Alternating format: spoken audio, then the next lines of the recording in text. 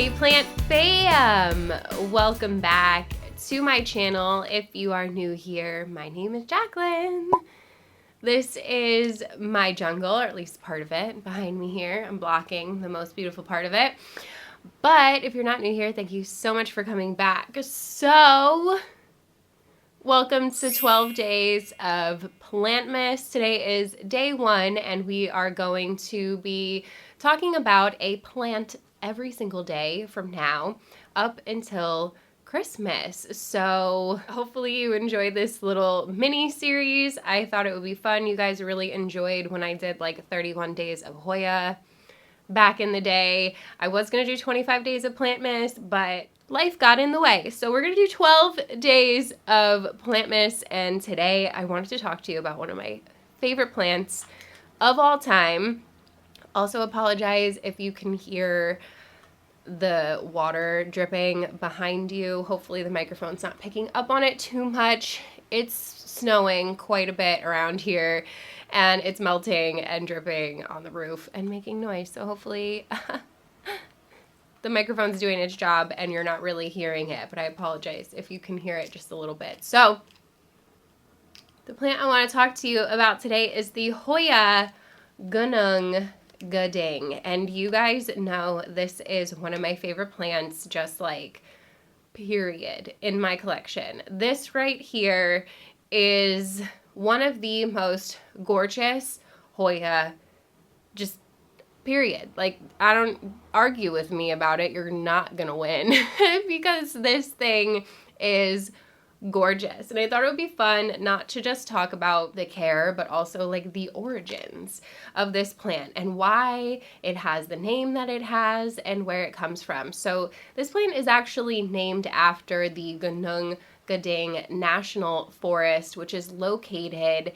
on the Borneo Island in Malaysia. So this is a really big national forest in Malaysia where this guy was discovered. So this one is a part of the Finlaysonii complex. That's why it has these absolutely beautiful veining. If you guys know me, you know I love my Calistophylas and my Finlaysonii, my chicken farm, all of those things. Those are all within the same Finlaysonii complex is what it's called. So they're all pretty closely related. So yeah, this little dude comes from the Gunung Gading National Forest, which is home to the largest flower in the world, which I thought was really, really interesting. So that is where this originated, that is where this was discovered, and that is where it gets its name. So also, can we talk about the fact that it's blooming for me? This is the first bloom I've ever had on this plant. I've had this thing since it was just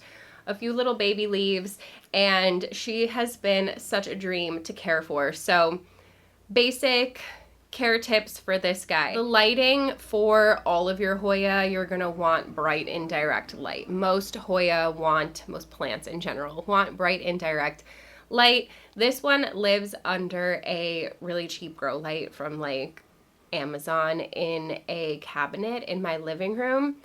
But if you want it to sun stress, which is this beautiful kind of reddish color, it'll get even more, the whole leaf will just turn red. Then you're gonna wanna make sure that the plant is close enough to the grow light. It takes a while for the sun stress to happen. It is not harmful to your plant. It's not gonna damage the plant. It literally is just a response that the plant has to being exposed to really bright light. So bright indirect light for this guy, extra bright light if you want it to sun stress. So, oh my gosh, there's new leaves on the bottom too. I'm obsessed with you. You're so cute. So watering with these ones is gonna be really, really easy. This plant is super forgiving. Honestly, I probably water it every like 10 to 14 days. I should probably water it more frequently. Hoya do like to be watered, but they also like to dry out between waterings. So they will tolerate quite a bit of neglect and quite a bit of drought, but that doesn't mean that you should do it. If your leaves are getting flimsy and wrinkly, then you're definitely waiting too long to water your Hoya. This one is very thick. The leaves are very robust on this guy, so it can handle quite a bit of neglect, which is probably one of the reasons why I love it so much, not just because it's beautiful, but if I forget to water this thing for 2 weeks, it's gonna be fine. And honestly, she's doing so well. She's rewarding me with a peduncle. This is my first bloom on this plant, and I'm really, really excited to see what it looks like. So lighting, bright light, water, just make sure you water it. Honestly, like, if you forget to water this one, like, it's not gonna be the end of the world. Just, like, water it. Plants need water. And then substrate, the soil that I use for my Hoya is just a chunky soil mix. I use Fox Farms, Ocean Forest, or Ocean Floor. I always forget what it's called, to be honest with you.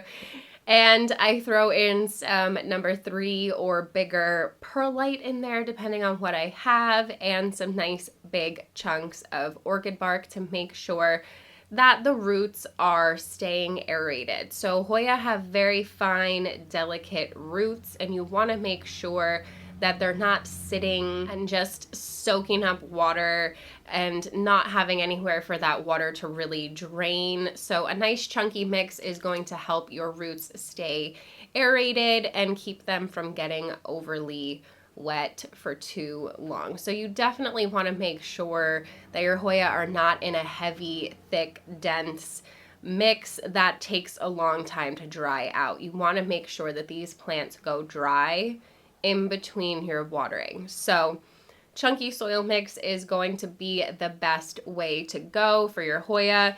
You also want to make sure that you're keeping them in a pot that is as small as humanly possible for the root ball. Hoya roots do not want a lot of room. They want to feel nice and snug and cozy. They don't want to be root bound. No plant wants to be root bound. That is not a good thing. But they do want to be cozy. So you don't want to run and upsize your pots on these. This plant has been literally in this same exact pot since it was just a tiny little baby. And I love her trailing, but you could totally put her up on a trellis and she would be just as gorgeous. It really doesn't matter.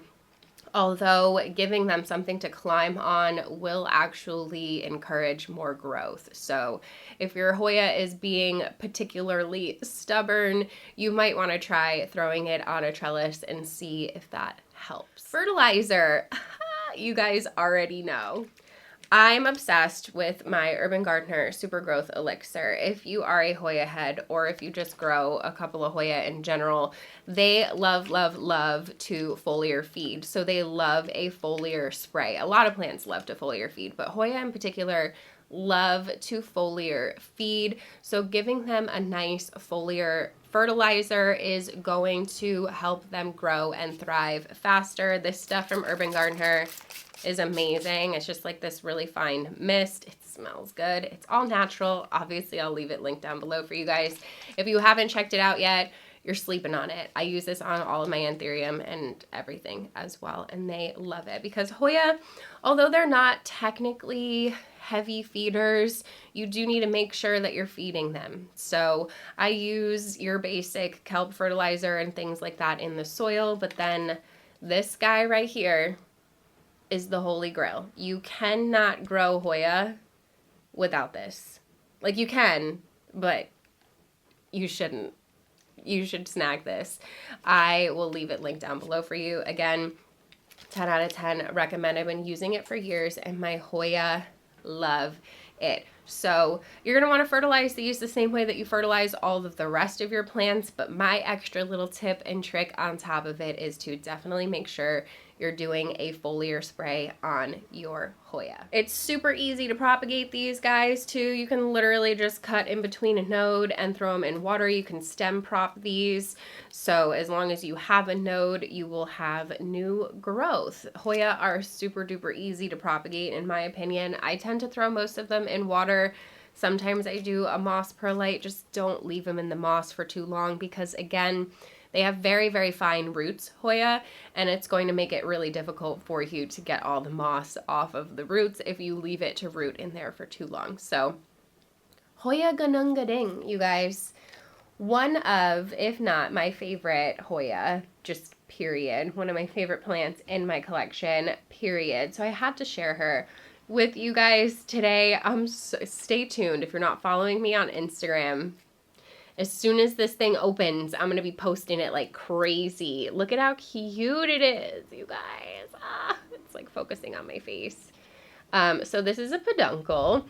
And there is no trick to getting your Hoya to bloom, but I have done tons of videos talking about all of the things that you can do to help encourage growth in blooms in your Hoya, and I will leave that linked for you guys. So Hoya Gunung Gading, let me know in the comments if you guys have this one or not. Are you gonna buy it now that you've seen it? Oh, I just threw stuff on the floor.